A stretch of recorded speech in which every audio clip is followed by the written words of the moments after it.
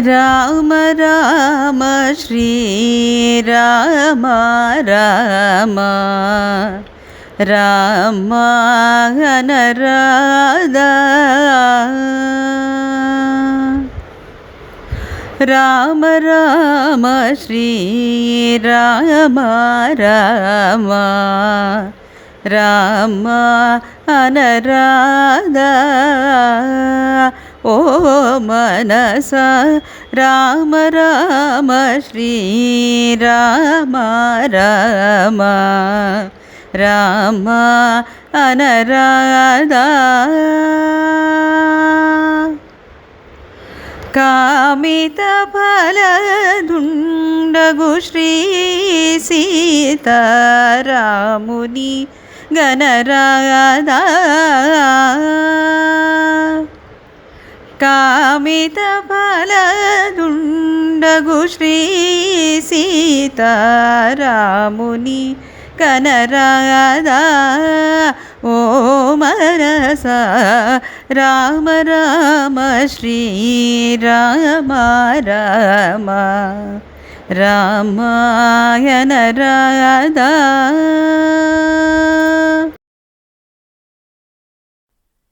శ్రీ శ్రవణం ఛానల్కి శ్రోతలందరికీ కూడాను మరొకసారి స్వాగతం. ఈరోజు మనం విన్న ఈ కీర్తన ఖమాస్ రాగంలోది. అనురాధ చక్కగా పాడి వినిపించారు మనకి. ఈ పాటని మరొకసారి ఆవిడకి కృతజ్ఞతలు తెలుపుతూ మనం ఈరోజు యోగ వాసిష్టంలో లీల వేసిన ప్రశ్న విన్న సరస్వతీదేవి ఏం చెప్పబోతున్నారో తెలుసుకుందాం మనం. ఇప్పుడు లీల ప్రశ్న ఏంటి ఒకసారి మళ్ళీ మనం విందాం. తల్లి, నువ్వు చెప్పిన మాటలు ఏమాత్రం అతకడం లేదు, అలా జరగడానికి వీల్లేదు కదా. చిన్న బ్రాహ్మణ గుడిసెలో మా రాజ్యం ఇమిడి ఎలా ఉంది? నేను చూసిన నా భర్త ప్రపంచం నా పడకింటిలో ఇమిడి ఉందా? ఆ చిదాకాశ లోకంలో కొండలు, నదులు, దిక్కులు ఇవన్నీ చూశానే, అవన్నీ నా గదిలో ఇమిడిపోయాయా? నాకు సరిగా అర్థమయ్యేట్లుగా చెప్పు అంటూ అడిగింది. అప్పుడు సరస్వతీదేవి దానికి సమాధానంగా, లీలా, ఎవరూ అబద్ధం ఆడకూడదనే నియమం నేను ఏర్పాటు చేశాను. నేనే దాన్ని దాటుతానా చెప్పు? ఆ బ్రాహ్మణుడు జీవాత్మ. ఆ గ్రామంలోనే ఆ ఇంట్లోనే చిదాకాశ రూపాన్ని పొంది ఆ చిదాకాశ రూపంతోనే అక్కడే ఆయన ఒక మహాసామ్రాజ్యాన్ని చూస్తున్నాడు. బ్రాహ్మణ రూపంలో మీకు మరణం అనే నిద్ర కమ్మింది. అందువల్ల మీకు వెనకటి జన్మ గుర్తు రావడం లేదు. స్వప్నంలో ఉండగా జాగ్రత్తావస్థ విషయాలు గుర్తుకు వస్తాయా? కలలో అనేక లోకాలు కనిపిస్తాయి. ఆలోచించేవాడి మనసులోనూ కనిపిస్తాయి. ఎడారిలో నది కనిపిస్తుంది. ఈ కనిపించడానికి ఆ వస్తువులు అక్కడ ఉండాలా ఏమిటి? అక్కర్లేదు కదా. అలాగే ఈ బ్రాహ్మణుడు తన ఇంట్లోనే విశాలమైన మహాసామ్రాజ్యాన్ని చూస్తున్నాడు. చూస్తున్నంత మాత్రాన ఆ పదార్థాలు అక్కడ సత్యంగా ఉండవలసిన పని లేదుగా. పంచకోశాల మధ్యలో చిదాత్మ ఉంది. అది సత్యమైనది. అది సత్యం కనుకే ఆ చిదాత్మ మీద అసత్యమైన ఆ ప్రపంచం భాసిస్తుంది. కాబట్టి ఆ బ్రాహ్మణ గృహంలో తిరిగే బ్రాహ్మణ జీవాత్మ చిదాకాశంలో ఈ సముద్రాలు, ఈ భూమి, ఈ ప్రపంచం ఇదంతా కూడాను ఇమిడిపోయిందనమాట. లీలా, ఇందులో ఆశ్చర్యపడాల్సిందేమీ లేదు. పైగా దీన్నే కొంచెం పెంచి ఆలోచించు. ఈనాటి ఈ ప్రపంచం నీ క్రిందటి జన్మలోని ఇంటి గదిలో ఇమిడి ఉంది. ఆ గది ఆనాటి ప్రపంచము కలిపి ఆ కిందటి జన్మలోని మరో ఇంటి గదిలో ఇమిడున్నాయి. అవి ఈ క్రిందటి జన్మ తాలూకా గదిలో ఇమిడి ఉన్నాయన్నమాట. పరమాణౌ పరమాణౌ సంతి వస్సే చిదాత్మని అంతరంతర జగంతి ఇది కింత్వే తన్నామ సంఖ్యతే. ఇలా ఎంతవరకు పోవాలి? దీనికి అంతే లేదు. కాబట్టి ప్రతి పరమాణువులోనూ ఒక చిదాత్మ, ఒక చైతన్యం ఉంది. దానిలోనే ఈ ప్రపంచాలన్నీ ఇమిడి ఉన్నాయి అని ఒప్పుకోవాలి, తప్పదు. ఇదే సత్యం, దీనిలో సందేహించాల్సిన పని లేదు అని. అప్పుడు లీల ఓ ప్రశ్న వేసింది. అమ్మ, ఆ బ్రాహ్మణుడు మరణించి 8 రోజులైందని నువ్వే చెప్తున్నావు. మేమిద్దరం పుట్టి 60 సంవత్సరాలు దాటింది.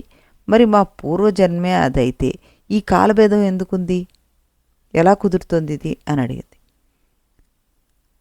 లీలా, తెలివిగల దానం అనుకున్నానే. ఇదేం ప్రశ్న? అణుగర్భంలో మహాప్రపంచాలు ఇమిడి ఉన్నాయంటే తర్కించి చివరికి ఒప్పుకున్నాం. అణుగర్భంలో ప్రపంచాలు ఇమిడి ఉండడం సాధ్యమైతే క్షణగర్భంలో సంవత్సరాలు, యుగాలు, కల్పాలు ఇమిడి ఉండడం సాధ్యం కాదా చెప్పు?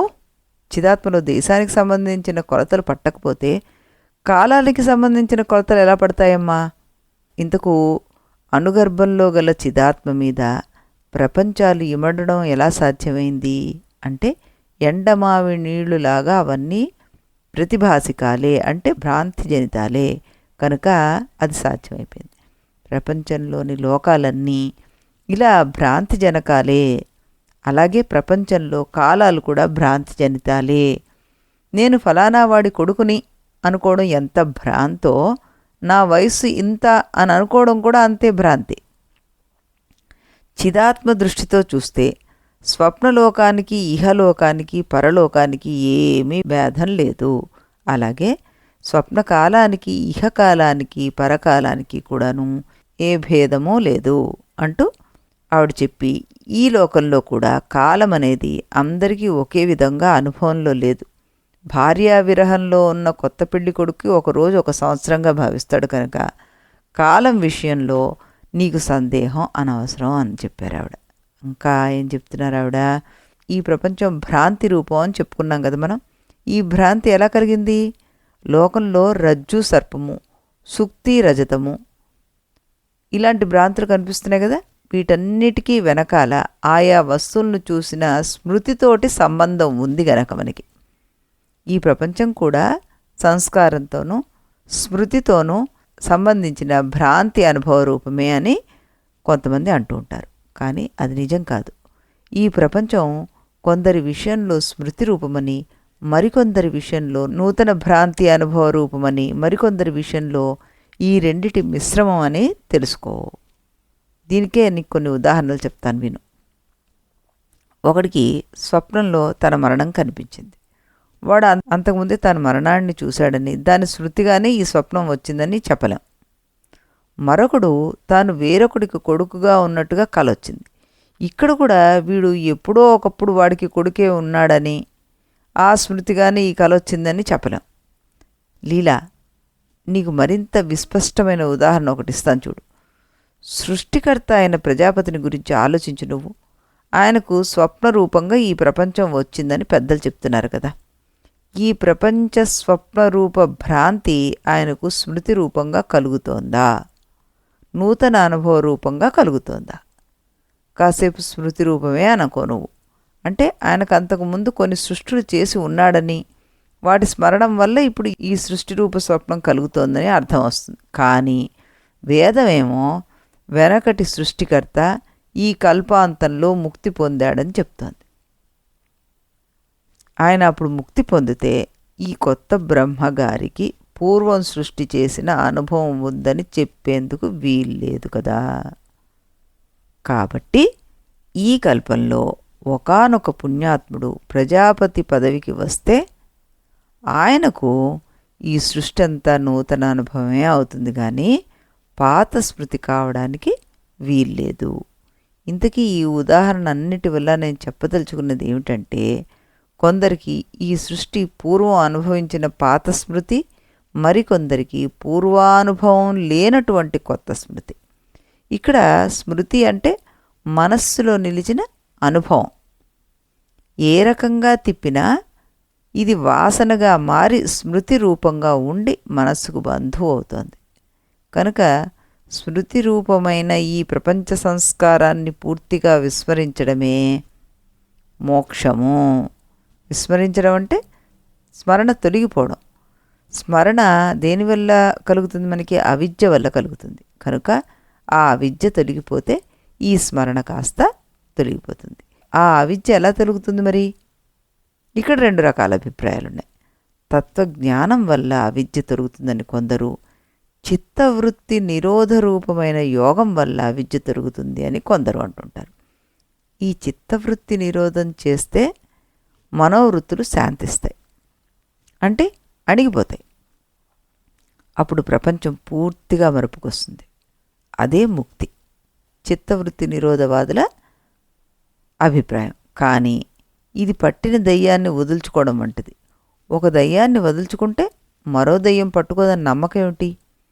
అలాగే ఓసారి చిత్తవృత్తి నిరోధం చేసి మళ్ళీ బయటకు వస్తే మరో చిత్తవృత్తి నిరోధం పుట్టదని నమ్మకం ఏంటి?